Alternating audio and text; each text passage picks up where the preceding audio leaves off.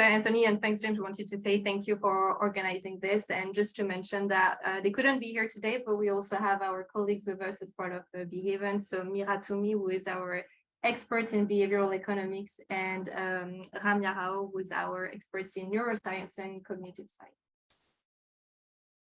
Thank you. So as Anthony mentioned, we are, our focus at Behaven is the human side of sustainability, and what that means is two things essentially. It's on one side understanding people's behavior, and then influencing people's behavior, changing their behavior to ensure the success of your sustainability programs. And as you can see, we do this across the key areas of sustainability where changing behavior can make a difference. So, and we talk about difference in terms of whether it's about reducing pollution or reducing emissions or preventing biodiversity loss.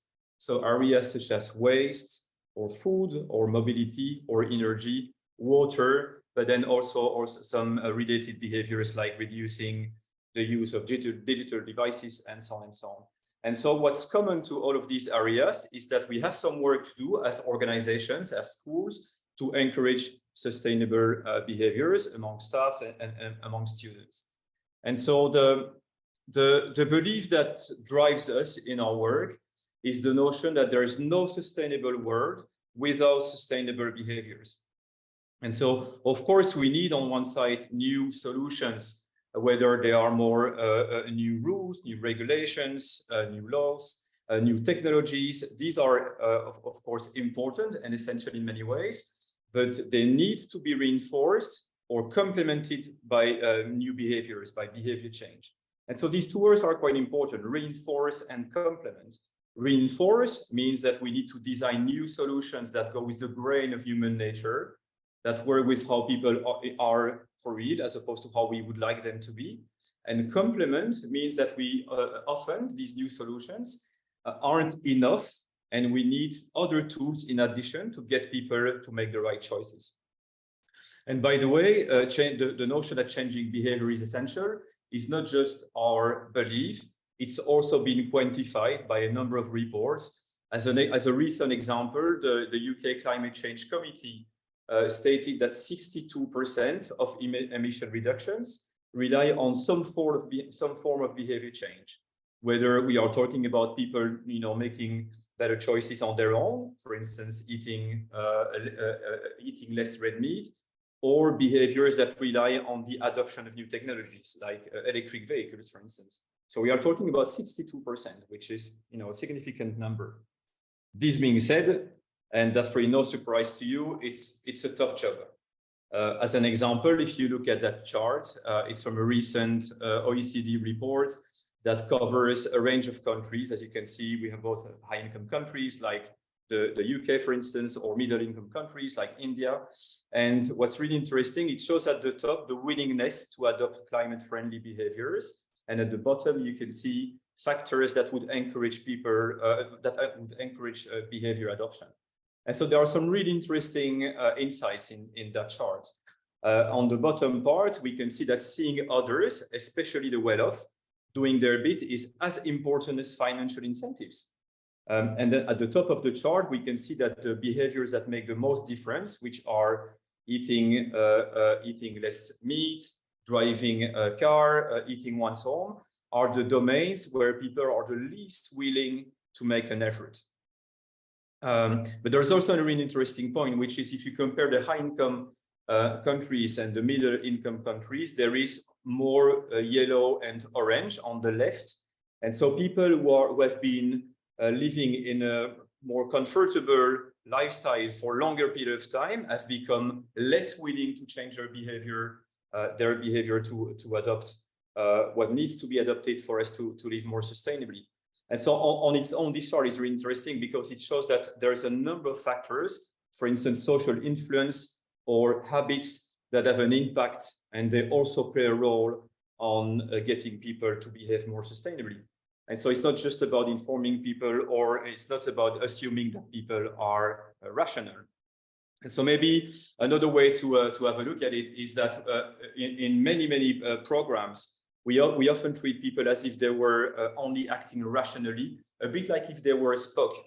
Spock is always rational, analytical, cool-headed, and he sort of represents people as being reflective, thinking, and making the right decisions in all situations.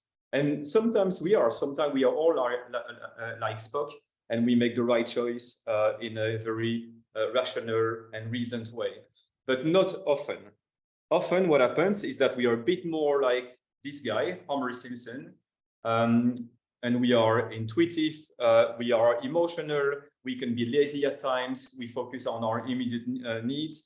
And so basically what happens is, often what happens within us is that there is a battle between these two characters, between our Spock side and our Simpson side.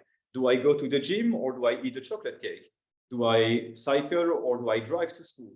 Do I put my litter in the bin or do I just put it here below my chair because no one's watching? So these two modes coexist, of course, and there's that battle between these two modes.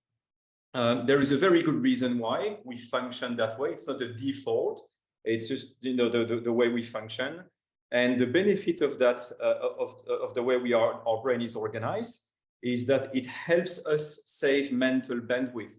Instead of constantly relying on our conscious brain to think and analyze everything that happens throughout the day, we delegate a lot of work to our automatic brain, to our Homer Simpson side of the brain. And so another way to put it is this quote from Daniel Kahneman, who said, "We think much less than we think we think." And so if you don't know Kahneman, he's one of the fathers of the discipline and won a Nobel Prize for his work. And so we think much less than we think because our decisions are influenced by many other factors beyond our conscious control. So let's have a look at a few examples. So that's a photo I took a few weeks ago while traveling in public transport. And so it was a group of teenagers dressed in almost the same way. And as you can see, literally wearing the exact same shoes. And so that's an example among many others that people, and that includes students, of course, are often influenced by others. We've all experienced situations where we go to a restaurant and there's two options in front of us. One restaurant is almost empty, the other one is almost full. It's very likely that we go to the one that's almost full because we assume that if it's that full, it's because it's a better one. So we trust other people to make our choices. But that sort of behavior happens in a lot of settings. For instance, people are more likely to be obese if they are surrounded by obese people. So that social influence is very powerful and happens in many areas of our lives. And so again, there are strong evolutionary reasons for that. Conformity, cooperation, these were survival mechanisms for our ancestors, and we've basically kept them as we evolved. Another example is back to school. It's a moment that feels a bit special, like the start of a new period. It's a bit like New Year and all of the good resolutions that come with it. Well, moments like these have been studied, and there is an effect called the fresh start effect. And it said that people are more likely to take actions towards a goal after special occasions that represents new beginnings. And so this works for smaller time period, like the start of a new month, the start of a new week, and so on and so on. And so that's another example that we are influenced by other factors beyond our conscious control.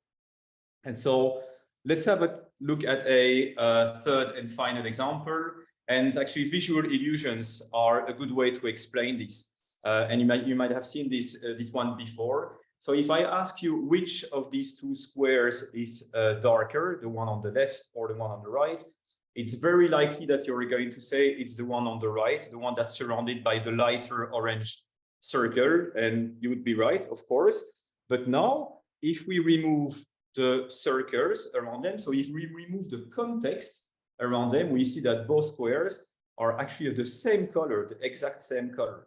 And so what happens in this example is that our brain accentuates the contrast between an element and its surrounding.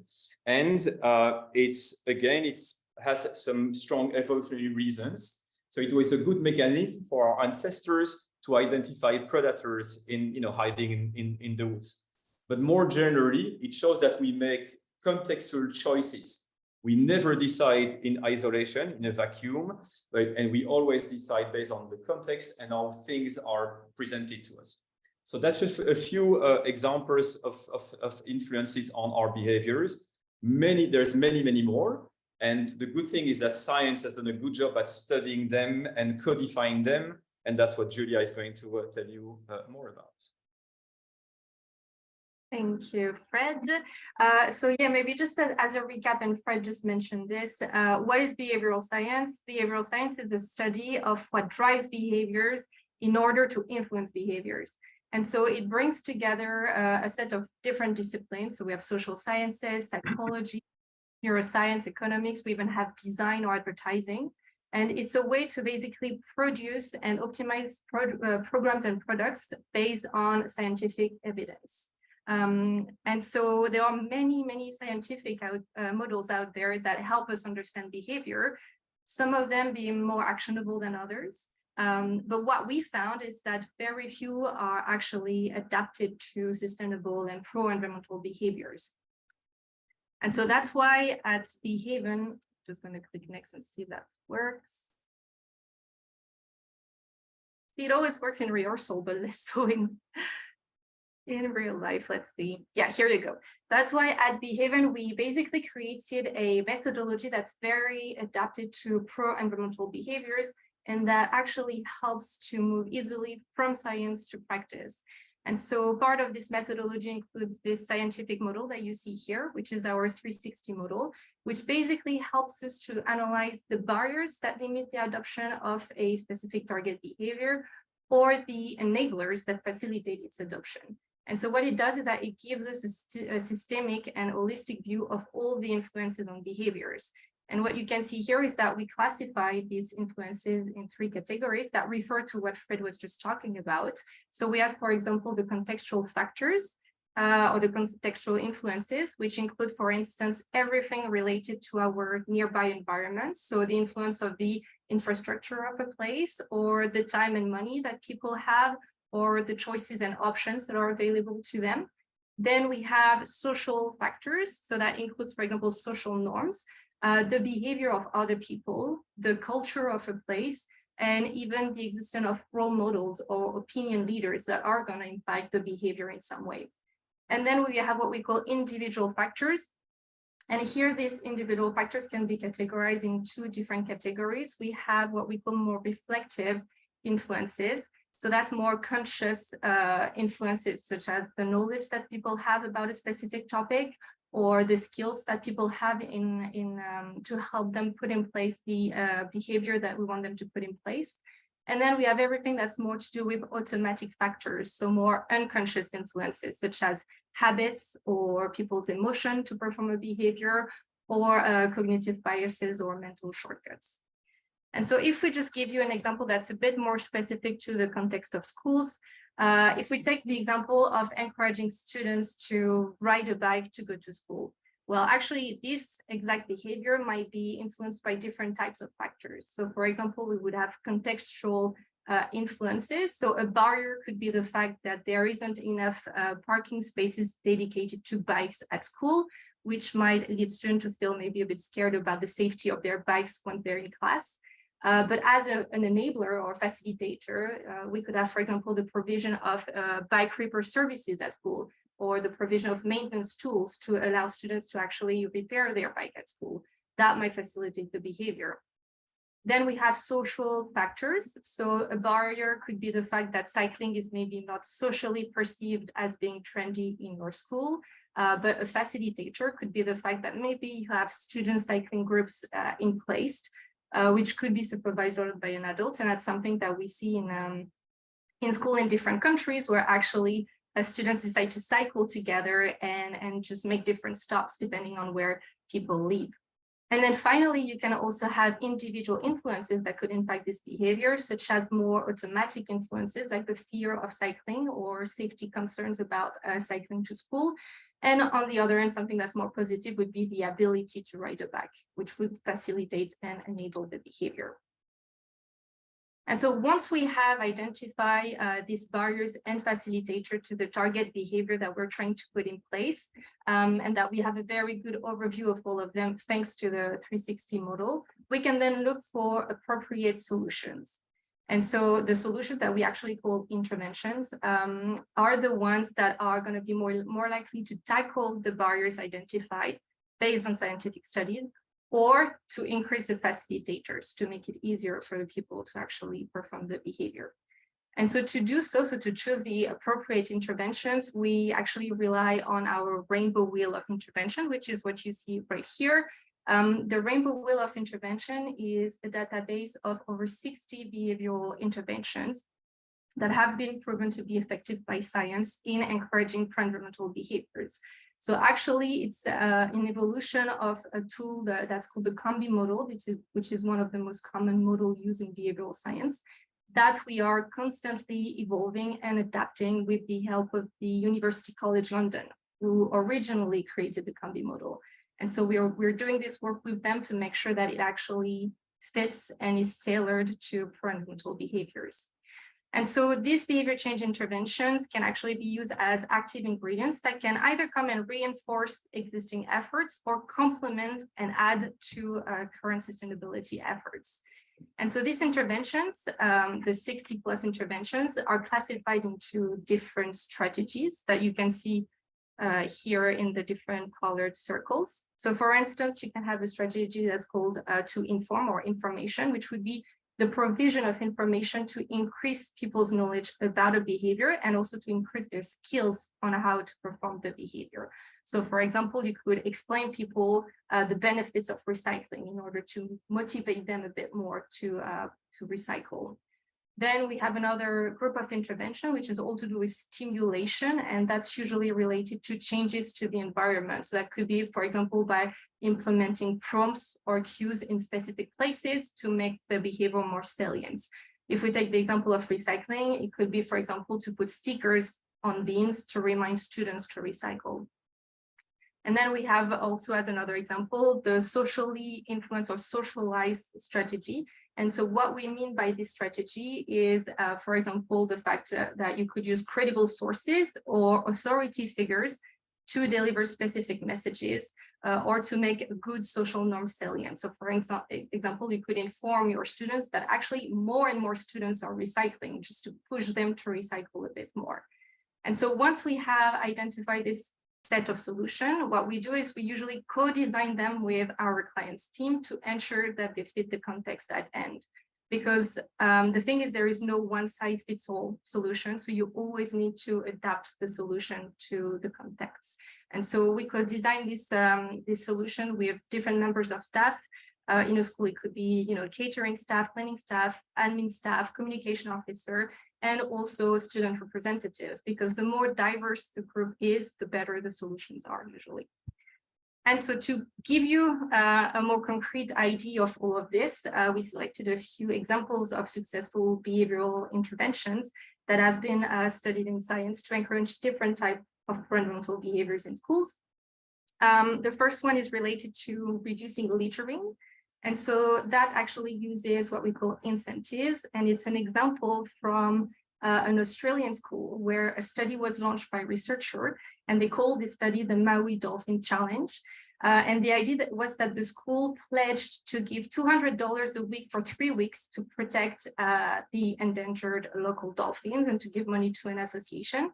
But it also informed the students and staff that for every piece of litter dropped on the school ground by a student or by a member of staff, $1 would be deducted from these $200.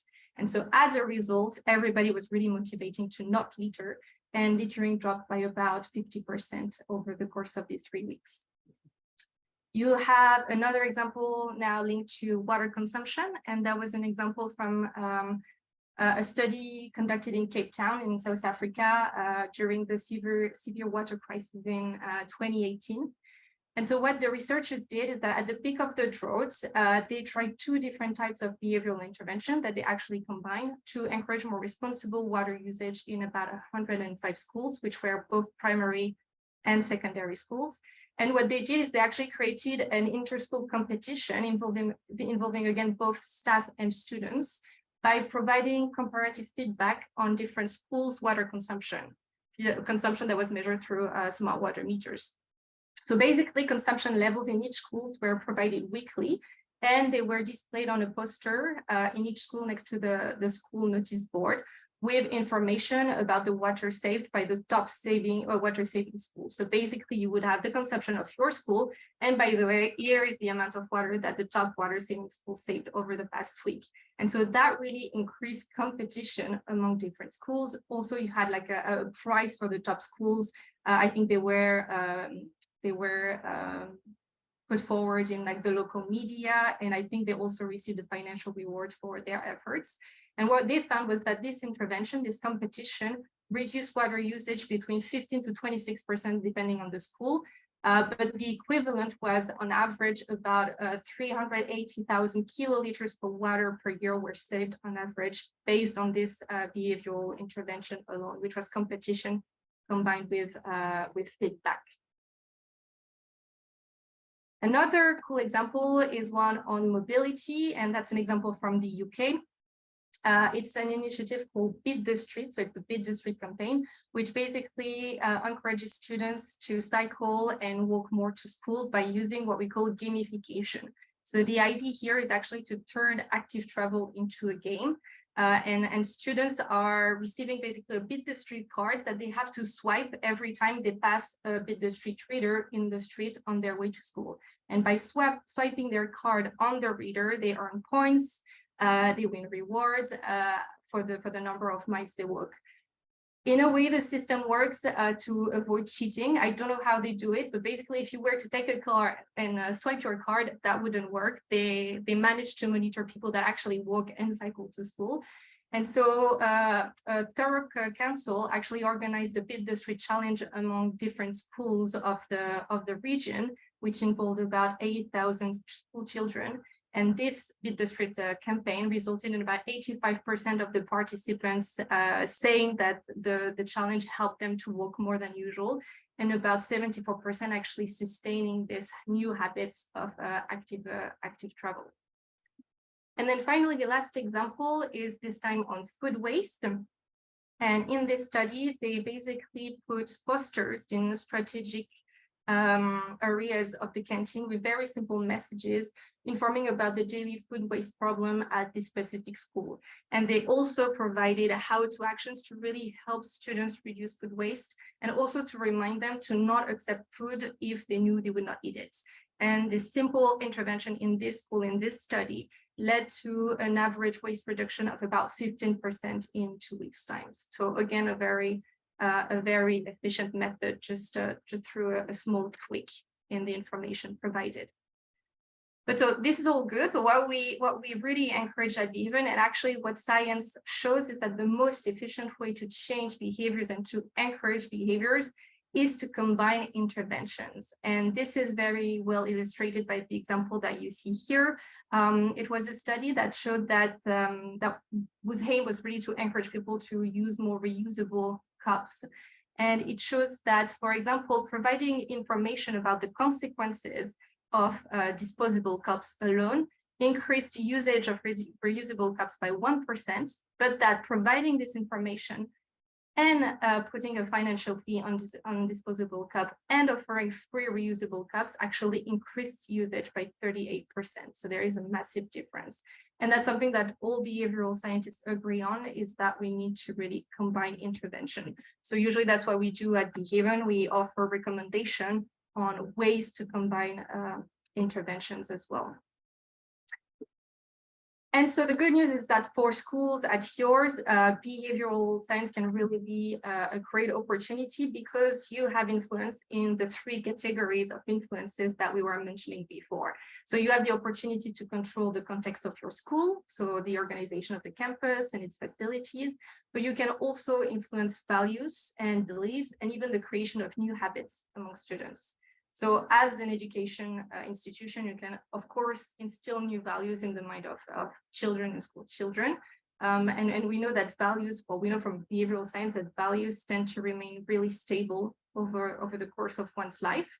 But then what's really important is also as a school, students come in every day. So it's the perfect place to encourage the repetition of good behaviors. And we know that to form a habit, you need to repeat a behavior in a stable context. And that's where the school setting is particularly useful. It's because it provides this very stable context. And beyond this, we know that habits, research is starting to show actually that there is a connection between lesson learned and habits created at school and habits at home. So there is a link between what students do at school and then what they bring home and the behavior that they had at home, which is pretty good.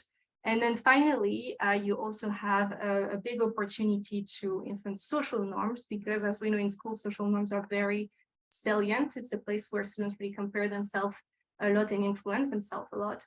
And that goes back to the example that Fred was showing earlier with the shoes. We all have a natural tendency to conform, and it dates back from centuries ago, but we have kept it to date. So it's something that you could really play with to foster more sustainable behaviors in the context of schools as well. And I will leave it to Fred to explain our products in a bit more details. Oh, you're on mute, Fred.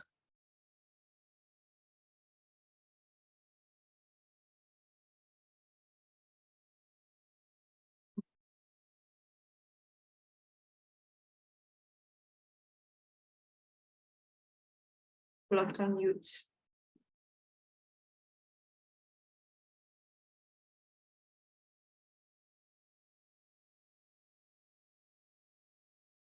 No. On a more practical point, can you hear me now? Yes? Yeah, I think that's good. Perfect. And so to end on a more practical point, so as we've discussed, behavioral science can help you both understand and influence sustainable behaviors. Practically speaking, that means you can use it in three ways. The first one is, we call this uncover. Behavioral science can help you better understand the reason why students don't do what you would like them to do. So it's really about answering the question, what are the barriers to change? A second way is that you can design programs that do a better job at influencing the behaviors of students, and as a result, drive better adoption and usage of your initiatives and solutions. And so here it's really about answering the question, what are the most effective solutions? And third, you can also optimize. So let's say you have existing programs and you would like to improve them. We can improve them using behavior change techniques. So here it's really about how can we do a better job with the tools and the assets that we have. So on that point, I think now is the time for some Q&A. So James, would you like to, are we going to the chat to answer questions? Yes, Fred, we'll launch the poll first before the Q&A. Okay. Yep. So Fred, would you like to give a bit of background just on this question? Of course. So yeah, so we wanted to make sure that with this session today and also for discussion, we are as practical and helpful as possible to all of you.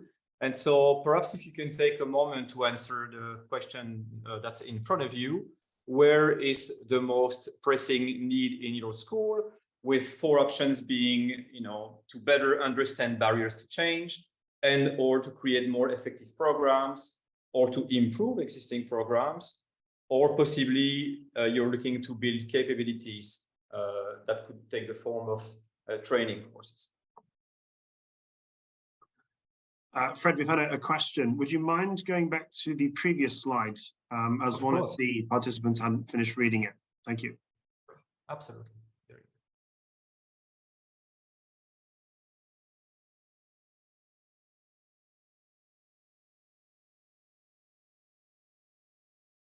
Just 30 more seconds to complete the poll if you haven't already.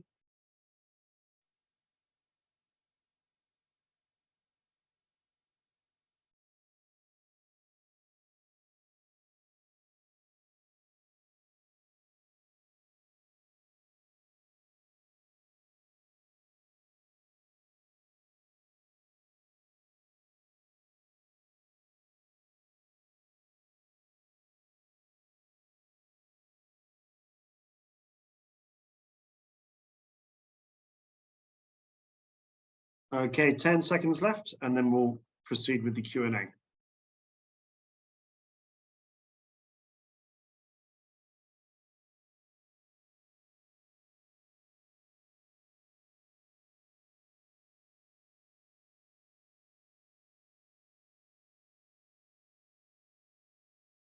Okay, great. Thanks, Fred. Over to you. Thanks, James. Okay, so should we go to the chat for questions? So there is a question. Let me go back to the list. So there is a first question was from Patrick, from Lisa. Sorry. The model was so Lisa. The model is called the COMB model. COMB. COMB model. And it was created by University College London, as answered by Brian. Thank you, Brian, by the way.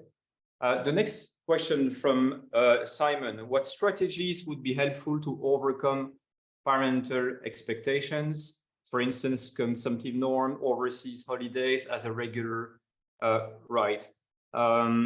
Julia, do you want to answer this one? I think it's hard without knowing the context a bit more, but I guess with parents, so I think there was another question about how you influence parents.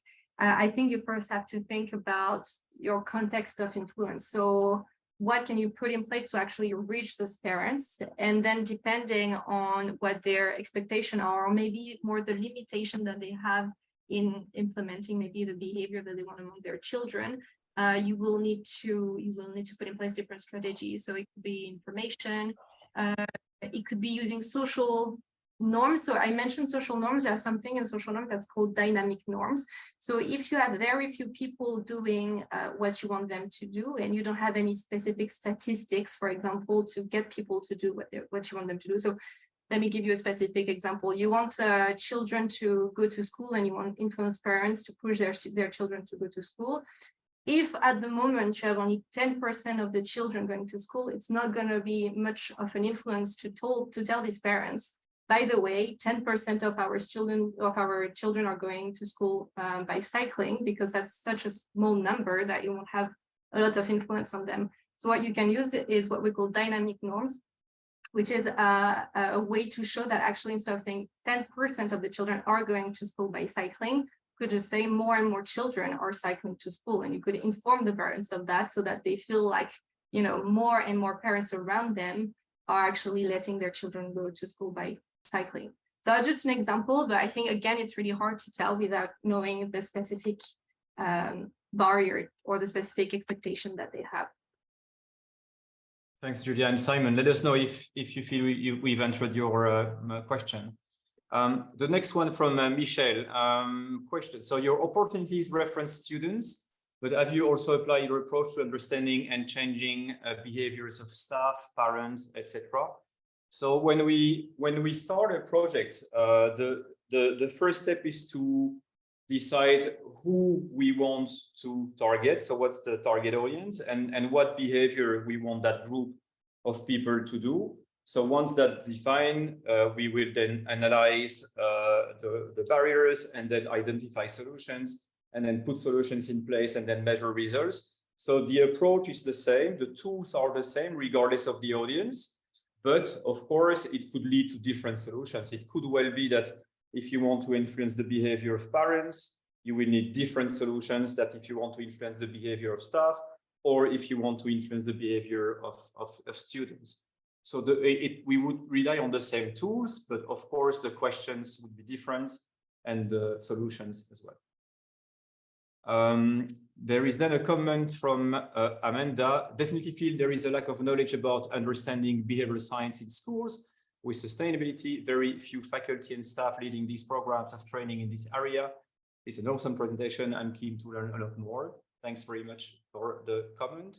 And then there is a question from Kajal. Cultural habits, barriers, as well as population size.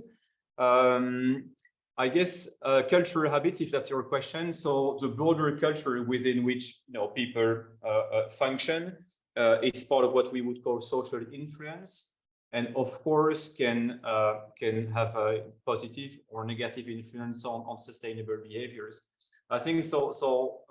What we often notice when we work on projects is we will identify a number of barriers to change, but then the next step is to decide with the organizations which ones of these barriers are we able to address, depending on available time or budget, but also the scope of the organizations. So it could well be that you have, like, let's say 10 barriers in front of you, but as a school, you're not able to influence all of them. You can then focus on the ones you're able to influence. Julia, the next question is for you, but I can read it, of course. Yeah. I noticed that one of the examples is about deducting a donation amount for every piece of litter, so a negative incentive. Is this more effective than the positive one? We are currently rolling our BYOC, what's our bring your own cup, I guess, to reduce waste in our canteen. And we were awarding a house point when they bring their own cup, container, cutlery. But now I'm thinking, is there more influence in behavior if we deduct a house point for each student using a single-use container cutlery? That's a really interesting one. Yeah, that's a very interesting one. And I think there is no consensus in the science about what works in terms of positive or negative incentive. The best thing is to try both in your context. Maybe in this specific context, actually, I'm thinking if you have those points given for efforts, it might be more effective to reduce or to take off a point every time people don't act in the good way. That's because there is a cognitive bias called the loss aversion, meaning that we all are more affected by a loss than by a gain. And so the typical example is that apparently we'll be twice as much affected by the fact of losing $10 than we will be by the fact of gaining $10. So the loss has a very big impact on people. So I'm thinking if you reduce house points, then that might be a good strategy. But overall, there is no consensus on this in the science. It really depends on the context. And it's the same with information about, is it better to push for or to stimulate negative emotions when we come to sustainability? Do we want people to feel guilty or scared? Or do we want to push for more positive emotion like hope and collaboration?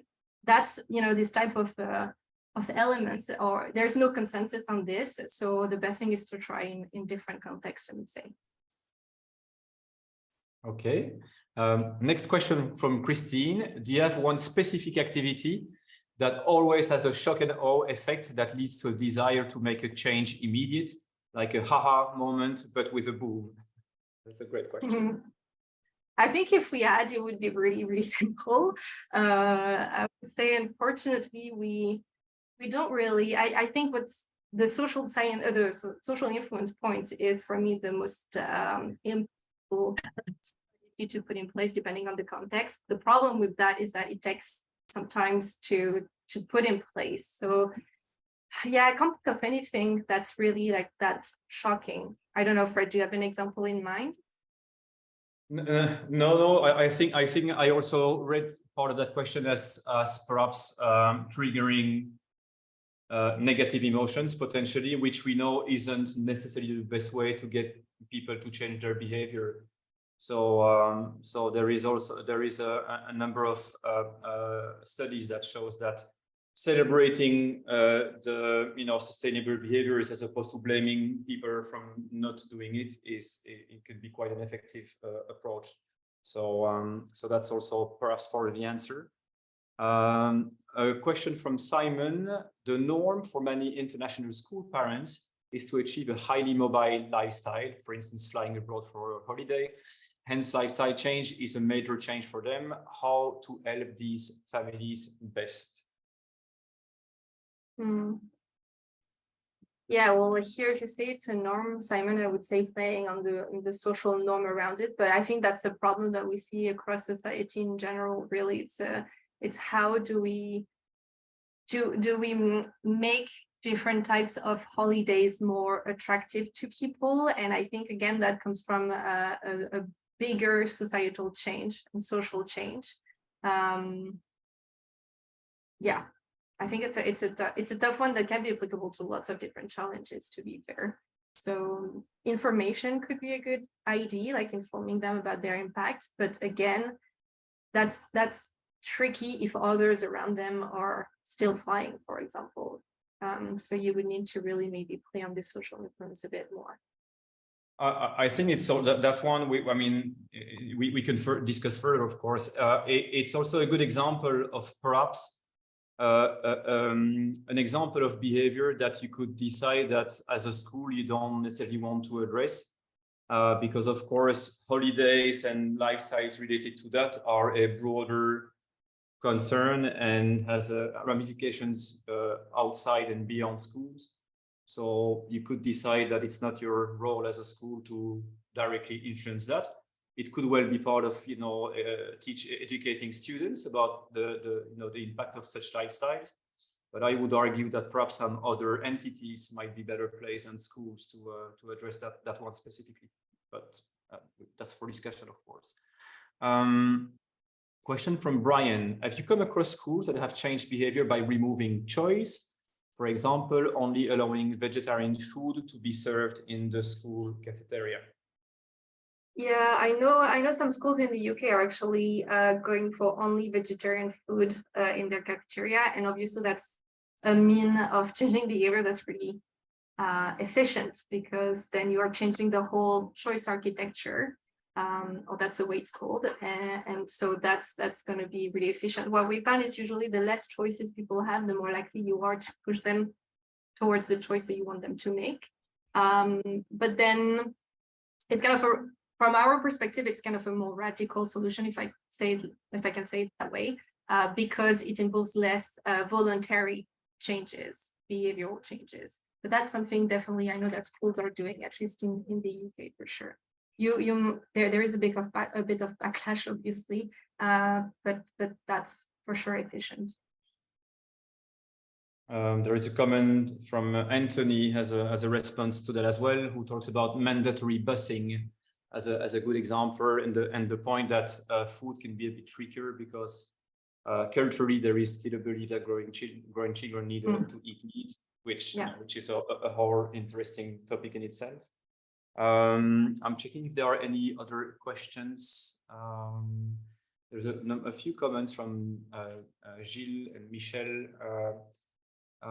Amanda has just posted, we are aligned with eco schools in the UK, but do you provide PD specifically around behavior science for faculty and students?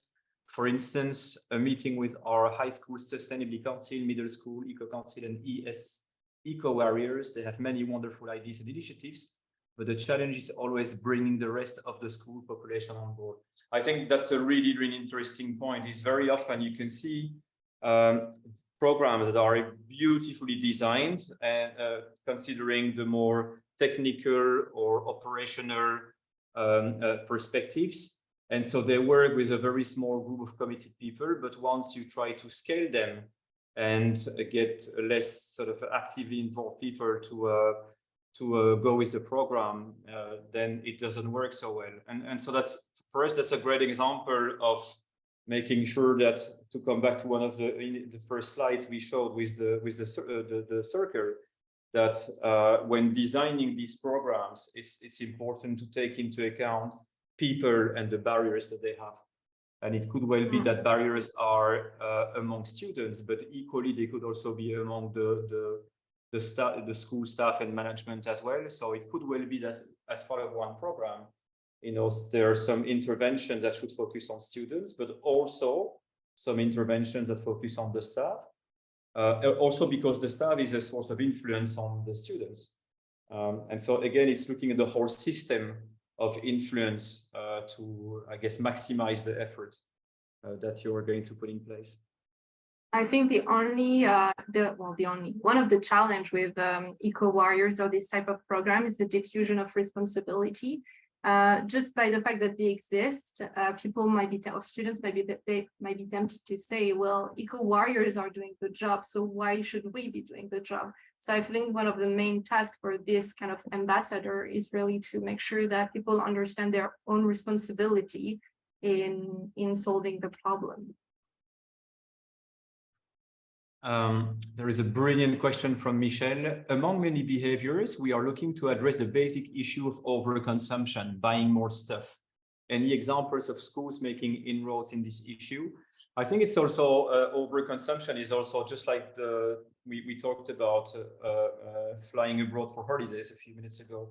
It's also an example of these behaviors where quite a lot of it would happen outside of schools or are not culturally influenced outside of schools in media, for instance, and social media influencers and so on. And so I guess as a school, you might want to decide how you want to contribute to that issue, and also what's the role you can play in that issue. So for instance, if students get some products delivered to school, you could potentially want to intervene at that point and make it less easy or even more difficult for students to get stuff delivered to the school. The reason why I'm mentioning that specific point is that as we've discussed, the context, the immediate context of the behavior is an important source of influence. And as a school, you have a control on some elements of the context, what happens within the walls of the school. You have less control on what happens outside of the school. And so I think it would be key to understand the role you want to play. But on that specific point of, for instance, getting products delivered to the school, you might want to work on how you can make that less convenient for people to receive products at the school, for instance. But that deserves a proper discussion.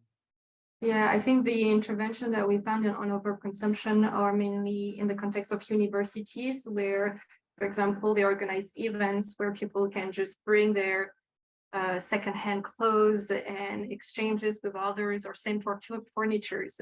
But we haven't so far seen lots of examples about this in schools. But that's something that could be applicable to that as well, for sure. There is a comment from Giles. In response to buying more stuff, we are offering packages of food at the school kiosks with fruits and drinks that lower the price slightly and encourage eating food with less or no sugar, which is also a great example of how you can make the sustainable choice more accessible, in this case, price-wise, compared to the less sustainable option. And then a comment from Sarah. In our classrooms, we have waste paper bins and a scrap paper tray. It's helped reduce unnecessary waste. Paper is sorted already, also ready for pickup by the local councils. So that's a nice but also brilliant example of how you can rework the immediate context to make it easier for people to do the right thing. That's a brilliant example of changing the context to encourage sustainable behaviors. I think we have Jenny. If we have links to research with the UCL. At the moment, the research hasn't been published, but it should be published by the end of the year, I would say, even maybe around September. So we will keep you posted on this. And then there is a comment from Anthony. One place we see overconsumption in schools is in the canteens. Often, especially primary school, students are forced fed more than they want by servers, or students take more than they can really eat. Why? That's a great example. We've been talking to people like Sodexo recently about food waste. We've also been talking to IKEA. So we had as you know, IKEA has restaurants within their stores, and so they've been working on reducing food waste. And one way they've done that, I think in some countries they managed to reduce the average waste from 32 grams per portion to 19 grams per portions by simply putting less stuff on the plate when it's served to customers.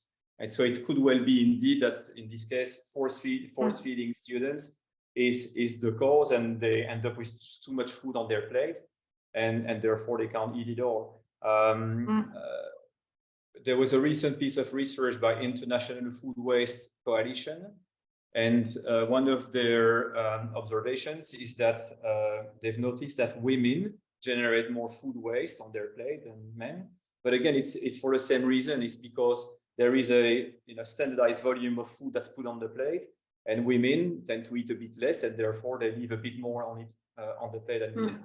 And so that's also, you know, something to be addressed, of course.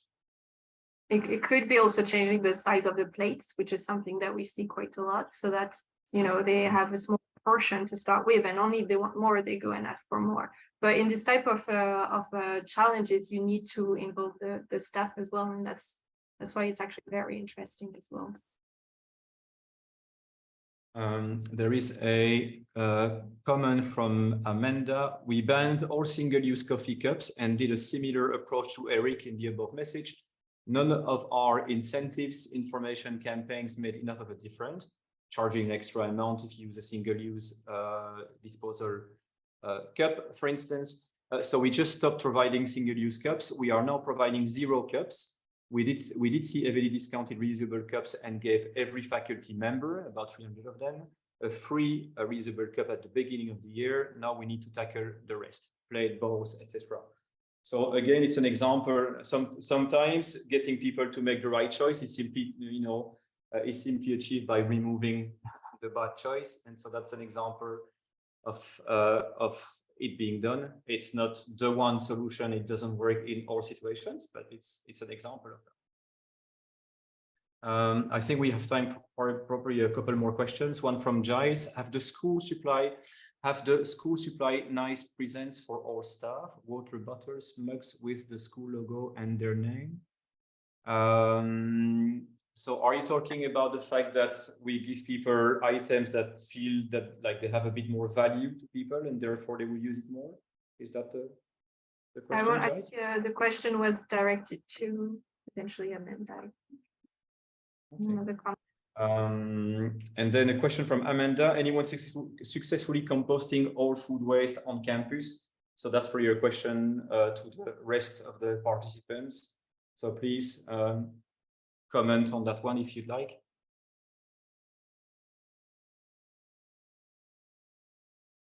Okay.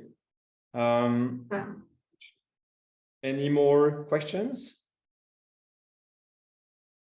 Lots of great initiative in the schools. That's absolutely, really... yes.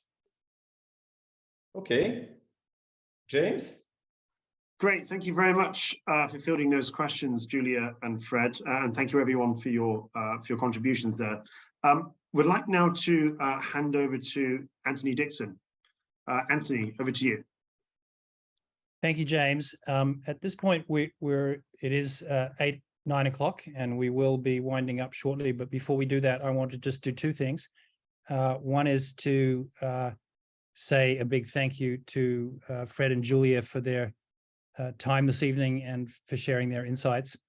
And secondly, to do a couple of brief commercials, I guess. One is for those of you on the call who have an interest in continuing discussions like this with a like-minded community of professionals working in schools on sustainability. These 2 organizations will be of interest and are interested in supporting you.